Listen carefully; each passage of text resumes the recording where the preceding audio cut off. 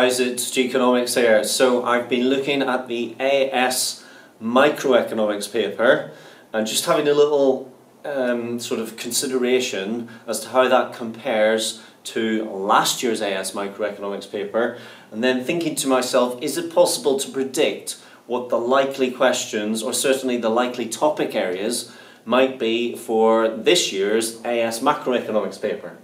So, a few cautionary words just before I say this. So first of all, I do not know, and I have no link, and I have no insight really into what the questions are going to be. So my link with OCR is purely in the form of delivering professional development on OCR's behalf, but I have no insight at all into anyone who writes exam papers or anything like that. So this is just my Geekonomics predictions as to what might be on the paper.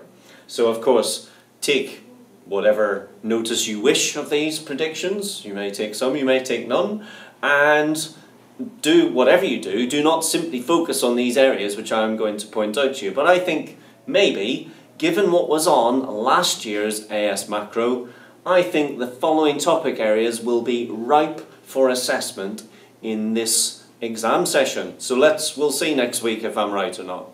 So I'm going to nail my colours to the mast, ladies and gentlemen, for you right here, right now, right today.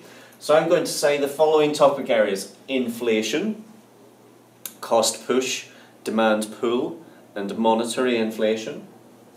I'm going to say economic growth, so measurements of, causes of, benefits of, disadvantages of.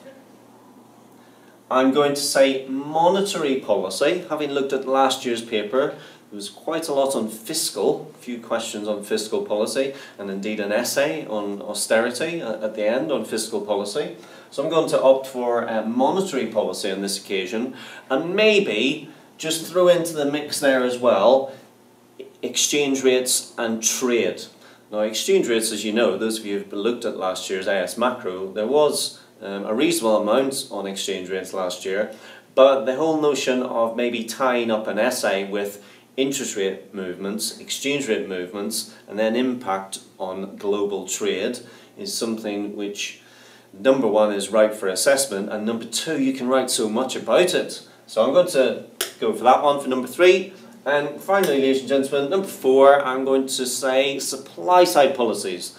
There really wasn't anything at all last year on supply side policies, and again, you know, it's a big topic area. If you look at the specification, a very significant number of bullet points surrounding supply side policy, so I'm going to go for that. So I'll leave it with that. I'll leave that with you, rather, ladies and gentlemen, and we'll see next week how we get on with that. I've just been through the AS Micro paper this morning.